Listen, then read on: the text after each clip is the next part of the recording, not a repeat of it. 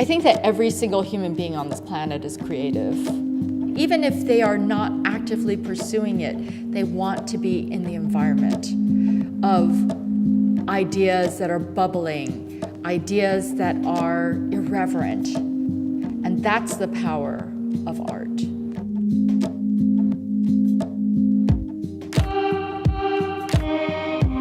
We did an enormous amount of study on the SE1 area and realized that this is a real originating point for creativity in London, from Shakespeare Theatre all the way to the Tate, to everything in the middle.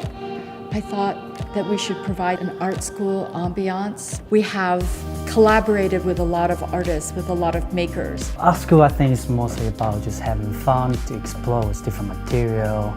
Thinking about things that actually is not possible. Like even we had no idea of what's the limit of this material. We collected a lot of pieces that are either highly refined or not refined at all, and they can live in the same space. With our Artists in Residence program, it just fits right in that all of this is now activated. I think it's very difficult. We all get so caught up in the everyday life, we kind of forget the good bits, the culture. And I think art, it gives us a window to kind of escape our everyday lives to some extent, but also kind of explore what it means to be a person in the city, or in living in these times. As an artist in residence, it will give me the opportunity to have a slightly larger space to work in, because I think that gives you space to think particularly. But also by putting yourself in a different environment, I think it makes you work in a very different way. I think interacting with other people and the members of the public and talking about what I'm doing could also influence the way in which I think about making work. So it's really difficult to get opportunities as an artist in London, so something like this I think is brilliant. As co-founder of Contemporary Collective, which is a gallery that represents emerging artists who are on the next step in their careers, we are looking to take a carefully curated collection of these artists over to Bankside to be able to work in and amongst guests, with residents interacting with the progress and allowing all of us to see their work from when they have the inception of the idea right through to the finished products. Helen Gorrell has produced 3 bespoke commissioned artworks for Bankside.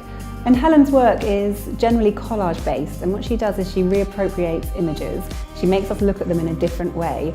Quite often she'll take images that before would have been about us, the viewer, looking at the person, the sitter, but she'll turn that around and make the sitter look at us and us question what's actually going on. We started the company in 2012, and really what we wanted to do was to create an effective platform for makers in the British Isles to really showcase and celebrate their work. We have worked with Laura Carlin since the inception of the business, and she is a very talented illustrator. That was her initial craft. And then latterly she's moved on to ceramics, so she's found a 3D expression for that creative talent that she has.